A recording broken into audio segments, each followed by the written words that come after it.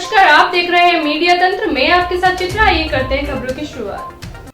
हम भारत के लोग भारत के किसानों द्वारा अपनी मांगों को लेकर 8 दिसंबर 2020 को किए जा रहे देशव्यापी शांतिपूर्ण बंद का समर्थन देने का संकल्प लेते हैं और केंद्र सरकार से प्रार्थना करते हैं कि वो जिद छोड़ें और किसानों की मांगों को अविलंब पूरा करें। जय जवान, जय किसान, जय हिंदुस्तान। 8 दिसंबर भारत बंद।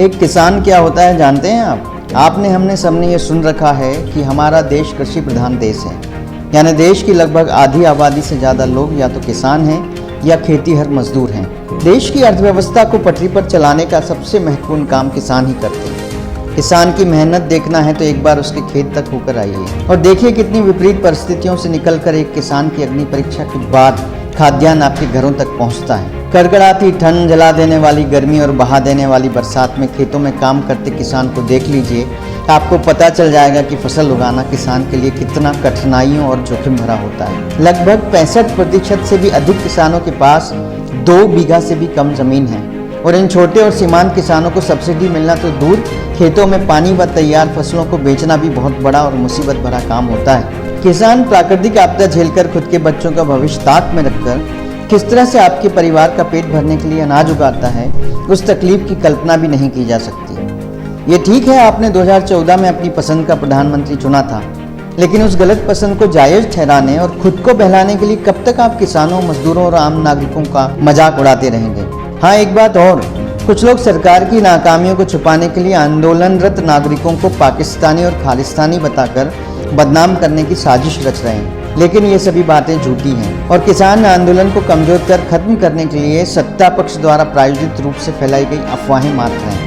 आप दूसरों की मत सुनिए, सिर्फ दिल पर हाथ रखकर अपने आप को बताइए कि लाखों की तादाद में इतनी ठंड में घर बार छोड़कर सड़कों पर संघर्ष करने वाले लोग गांधी के देश के ही हो सकते हैं, जो अपने पूर्वजों द्वारा बताए रास्ते पर चलकर अपनी मांगों के लिए शांतिपूर्ण ढंग से इतना बड़ा प्रदर्शन कर रहे हैं। साहब, किसान देश का अभिमान है, इन्हें टूटने और बिखरने मत दीजिए। आज जब किसान अपनी जायज मांगों को लेकर आंदोलित हैं, तो ये किसी राजनीतिक पार्टी का आंदोलन नहीं है, ये अपनी ही खेती को बचाने वाले किसानों का वास्तविक आंदोलन है। अगर आपको मीडिया में देखकर लगता है कि केंद्र सरकार MSP पर खरीदी की बात मान रही है, तो भाई किसान भी तो यही मांग कर रहे हैं कि सरकार न्यूनतम मूल्य पर किसानों को अनाज खरीदने की जो बात कर रही है, उस पर कानून लेकर आ जाए। इसमें गलत क्या है? ये तो एकदम जायज मांग है, लेकिन सरकार सिर्फ बातें बना रही है और कानून बनाने की बात पर से पीछे हट रही है। इसलिए हमारे किसान भाइयों ने सरकार से अपनी मांगें मनवाने के लिए 8 दिसंबर को शांतिपूर्ण भारत बंद का आह्वान किया है। मेरी हाथ जोड़कर सभी देशवासियों से गुजारिश है, इस बंद के समर्थन में एक दिन अपने घर पर रुक जाइए, एक दिन अपनी दुकान और ऑफिस बंद कर दीजिए। यदि आप खेतों में उगने वाले किसी भी खाद्यान्न का उपयोग करते हैं, तो भगवान के लिए उन मजबूर किसानों के साथ कंधे से कंधा मिलाकर खड़े हो जाइए और हम सबके अन्नदाता को मजबूत बनाइए। आंदोलन को समर्थन देकर इस देश की रीढ़ को मजबूत बनाइए।